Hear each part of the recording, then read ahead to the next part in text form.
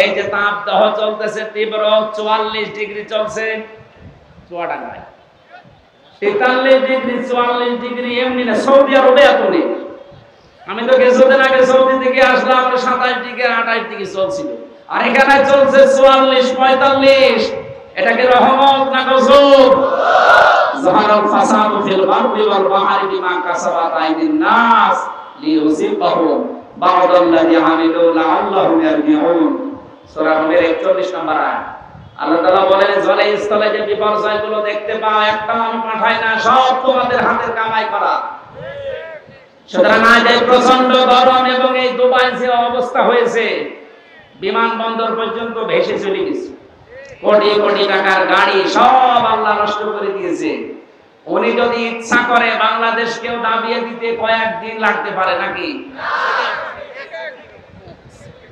এটা শুধু মুখে বলেন, একটু বিশ্বাসে এনে বা ভেতরে ভয় তৈরি হয় না যে আল্লাহ আমাদেরকে তুমি তীব্র গরম যদি দিতে পারো, এই দেশটাকে 100 হাত মাটির নিচে ওই ডেড সি যেটা করেছিল লোক নবীর জামানায়, ওইটাও আল্লাহ করতে পারে না?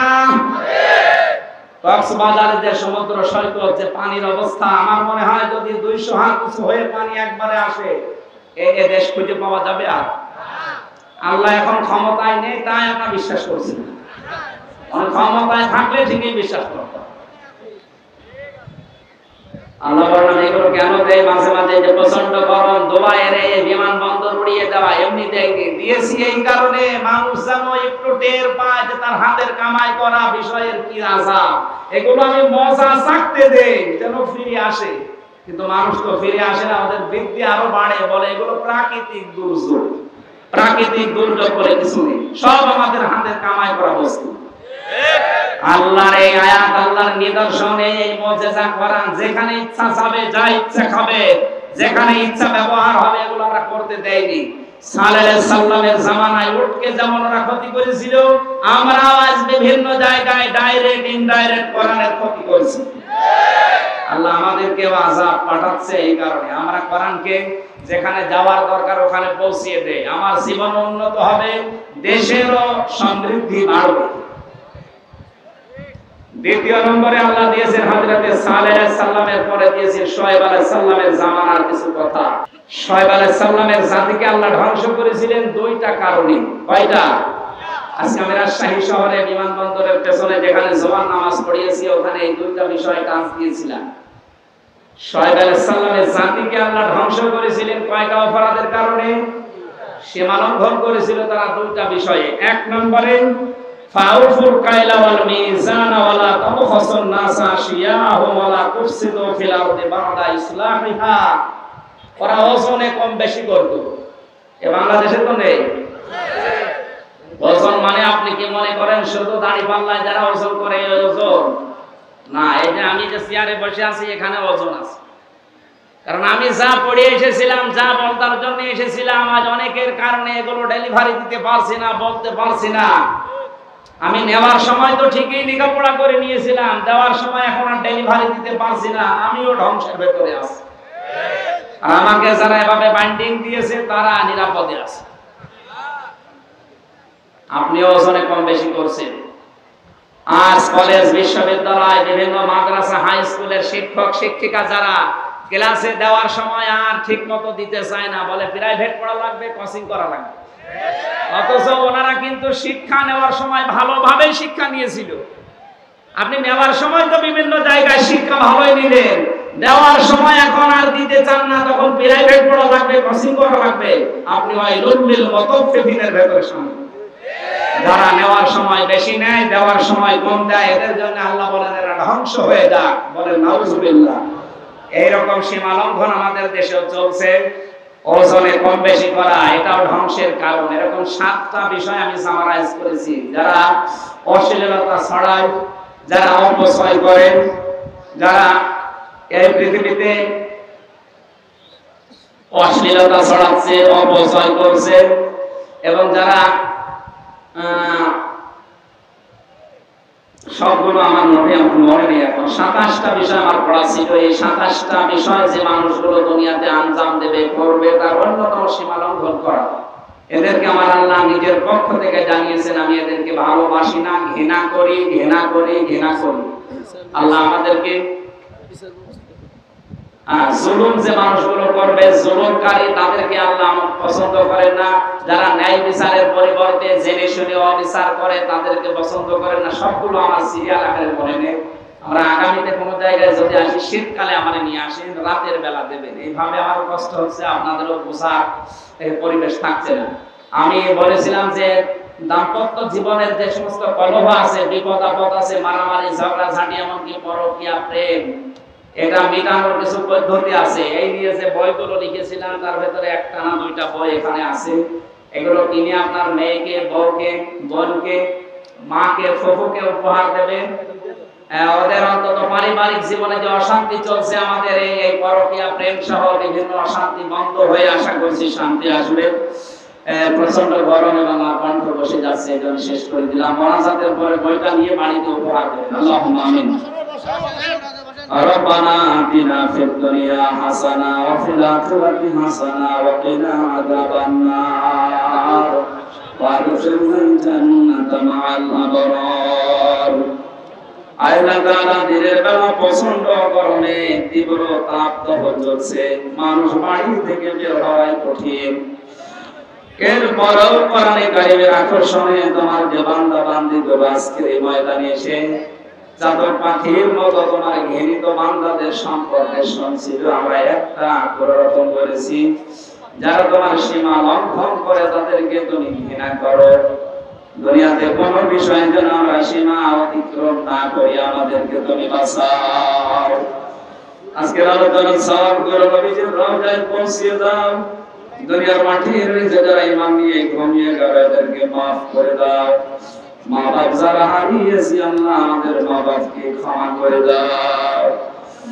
রব্বুল আলামিন মাহফিলের সভাপতি, প্রধান অতিথি, সহ সভাপতি, বিশেষ অতিথি সহ যত মানুষ আমরা আমিন আমিন করছি, বিশেষ করে আমাদের প্রধান অতিথি মাননীয় এমপি অধ্যক্ষ আবুল কালাম আজাদ সহ যত মানুষের আমরা দোয়া চেয়েছি, আমাদের প্রত্যেকের জায়েজ মুনাজাতগুলো কবুল করে নাও। আমাদের তীব্র তাপদাহ থেকে বাঁচাও। তোমার রহমতের বৃষ্টি আমাদের উপরে নাযিল করে নিরাপত্তা, স্বস্তি, শান্তি ফিরিয়ে দাও। আমাদের অপরাধের কারণে এই গজবগুলো নাযিল হচ্ছে।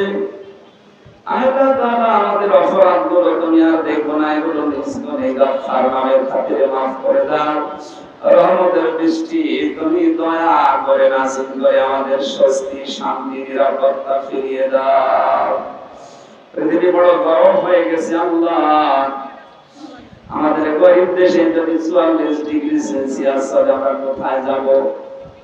তোমার রহমতের দিকে আজ হাজার লক্ষ বান্দারা বান্দিরা তাকিয়ে আছে। আমাদের জন্য এই পৃথিবীতে বহু সৃষ্টি এখন কষ্ট পাচ্ছে। আল্লাহ তাআলা অন্যান্য সৃষ্টির কি অপরাধ, কি দোষ আমাদের গুনার কারণে তাদের শাস্তি দিও না। তোমার রহমত বরকতের বৃষ্টি গুলো দিয়ে তাদেরকে স্বস্তি ফিরিয়ে দাও।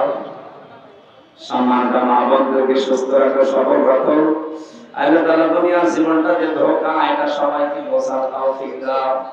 আমি সহ যারা এসেছি প্রত্যেকেই যেন বুঝতে পারি এটা যে দুনিয়ার জীবনটা ধোঁকা, আখিরাতের বিশাল জীবনের জন্য ইখলাসের সাথে কাজ করার তৌফিক দাও। তোমার যে বান্দায় বিশাল আয়োজনে খেদমতে আঞ্জাম দিয়েছে, যারা এই যুবকদেরকে মঞ্জুর করো। তোমার বান্দার সন্তান অসুস্থ, শিফায়ে কামিলা আজরা নসিব করে দাও। আল্লাহ তাআলা এই প্রচন্ড গরমে নিজে অসুস্থ হয়ে গেছি। আমার সব জায়গা, শরীরের বিভিন্ন জায়গায় ব্যথা আরম্ভ হয়েছে। 3টা বছর এক ঘরের ভেতরে আমি আটক অবস্থায় ছিলাম। আমার শরীরের কন্ডিশন ভালো না। তুমি দয়া করো, মেহেরবানি করো, আমার শরীরটাকে কোরআন প্রচারের জন্য শরীরটাকে মেহেরবানি করে তুমি শিফায়ে কামিলা আজরা নসিব করে দাও। রব্বুল আলামিন মিডিয়ার যে ভাইরা কোরআন প্রচার করার জন্য আজকে এসেছে, এদের ব্যবসা বাণিজ্য বরকত দাও। অশ্লীলতা যে মানুষগুলো ছড়ায় তাদের বিরুদ্ধে এদেরকে জিহাদের ভূমিকা পালন করার সুযোগ দাও। এরা যেন কোরআন প্রচার করার জন্য হযরতে ওসমানের মতো এদের মিডিয়াগুলো কাজে লাগাতে পারে। বিশেষ করে রাজশাহীর তাবলীগ সেন্টার আল্লাহ তাআলা কোরআনে কারীমের জন্য যে প্রচারে আঞ্জাম দিয়েছে খেদমতে, এটা তুমি মঞ্জুর করো।